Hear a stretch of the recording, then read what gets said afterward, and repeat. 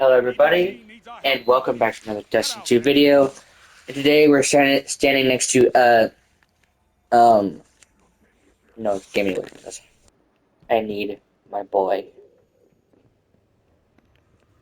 Been to the reef lately? Found him. Heard it's Hello everybody, welcome back to another Destiny 2 video. Today we're sitting right by our favorite man, the Drifter. He is my boy. We have Drifter, so you know what? We need nobody else. Today, if we're standing by the Drifter and you've seen another one of my build videos, you know why we're standing right here. I got a build that I've been using that I just want to share. If you can tell by the, if you can maybe see by the exotic chest piece I'm using, this is the this is the gyrfalcon for the hunter, and I want to show you the setup I've been using for this armor piece.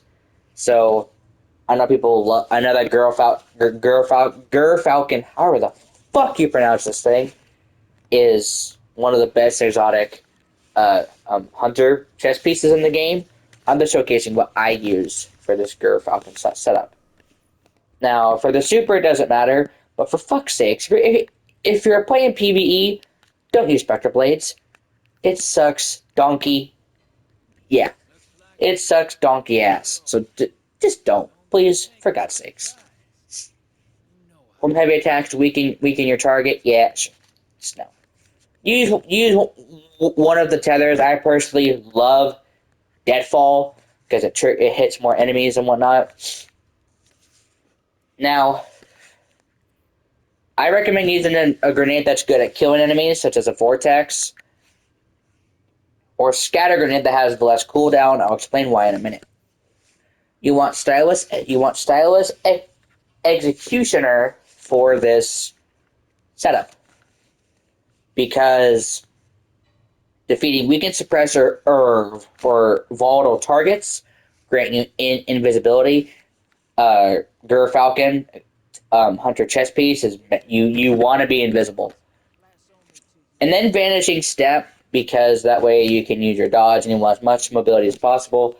For the fragments, the three I recommend that you do put on are Echo of Undermining, so your grenades weaken enemies. You want Echo of Starvation, where picking up a Void Breach or an Overpower, grants you Devour, and defeating weakened targets drop those with Echo of Harvest.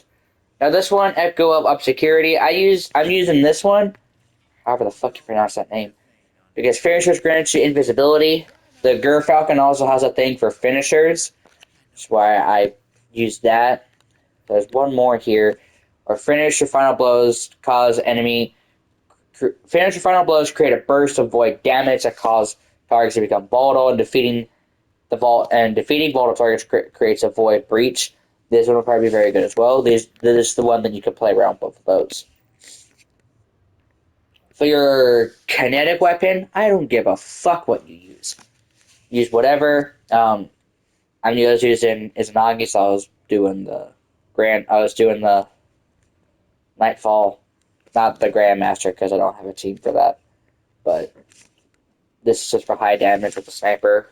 Don't either use Wither Horde for the consistent damage, or the tick damage, so you use other weapons or whatever. There's a bunch of void weapons you can use. Two of them are if you're a really lucky motherfucker and can do raids, which if you can, I hate the fuck out of you because you can do raids and I can't. I don't have the people to do it. Actually, technically three of them, but two of them are really good, which is the Age-Old Bond. Reason why I had this is because of the Riven's wishes, the special Riven quests that came up this season. Age-Old Bond is good, and that's because... Do I have my roll on me? No, I don't. You can get Repulsor Brace and Destabilizing Rounds for more subclass synergy. And there's another 180 hand cannon here somewhere, which is the Ward of Crota. I don't know what the rolls this can get. Like I said, it's a raid hand cannon, so you got to be a lucky motherfucker who can actually be able to do the raids to be able to actually get this thing. If you can, good, go at it. A couple of weapons I do recommend. One of them is the Rosarago. You want Repulsor Brace in this slot, and then I think it's Onslaught in this slot. A couple of weapons I used so far are the bow from this season. I was using a random rolled one until I got the pattern for it.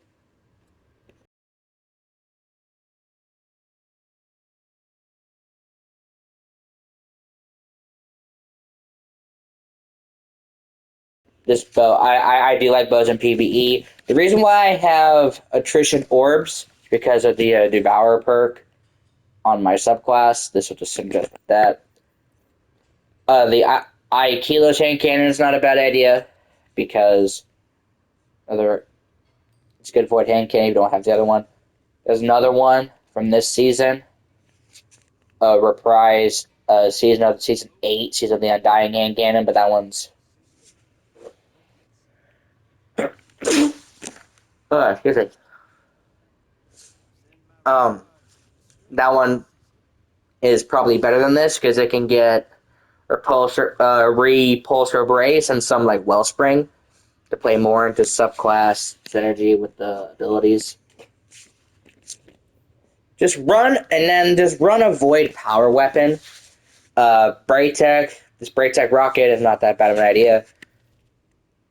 I mean, Leviathan's breath technically is not either. Let's use again.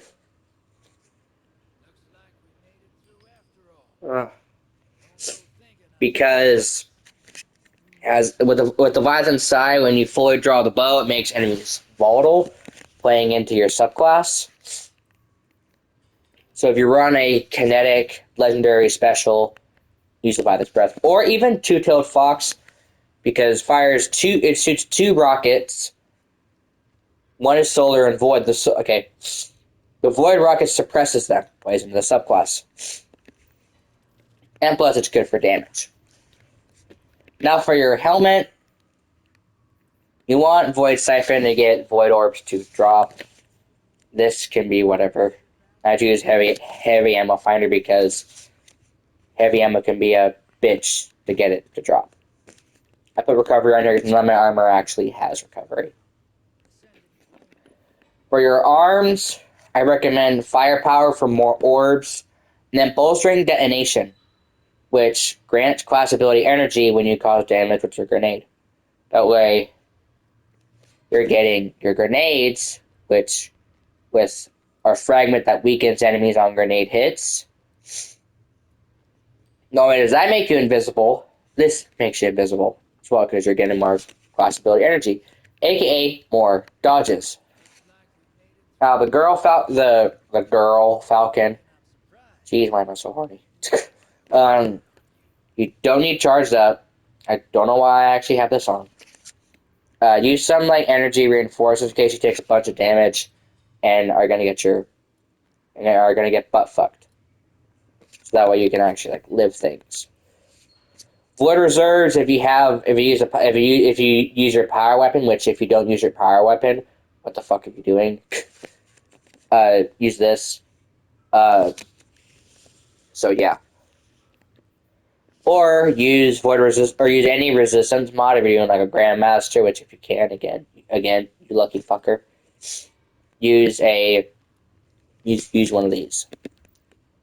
For your legs, I highly recommend intervention. It reduces grenade cooldown when you pick up an orb. More grenades, more invisibility, more volatile rounds. And more grenades and more orbs of power as well. Bunch of that. This one as well, because regardless of how you look at it, because even if you have a gun with repulsor brace, that just gives you a overshield, but if you're still being damaged while you have the overshield, your health's not going to come back. You're still going to get ass fucked. Use this so that way you don't. When your overshield does go away, you got health on you instead of being fucking the ass pretty hard. However, go to the legs again. For your cloak, this is an Artifice Armor one, my only piece I have. That's because I did Spire the Watcher with the LFG team, as I wanted the exotic catalyst for the bow. On your cloak, you do not need this, but I do find it useful. but this I don't gotta walk over the orbs. And if I dodge, I turn invisible for I was called and I'm calling it girl falcon, whatever. Bomber for more grenades. You didn't even do this one, but you. I did this empowered finish, which is probably not the wisest choice. And a armor charge when you have no armor charges, and you get finisher kill. Probably not the best one, but it's the one that I use. You could probably just use this bomber. They get more. Uh, yeah. Oh, also, one thing I forgot to mention. There's the hammerhead is coming to onslaught at some point. I'm not sure if it's next reset or the one after that.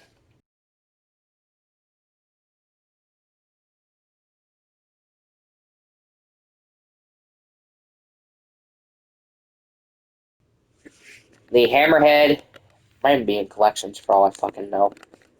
I should check.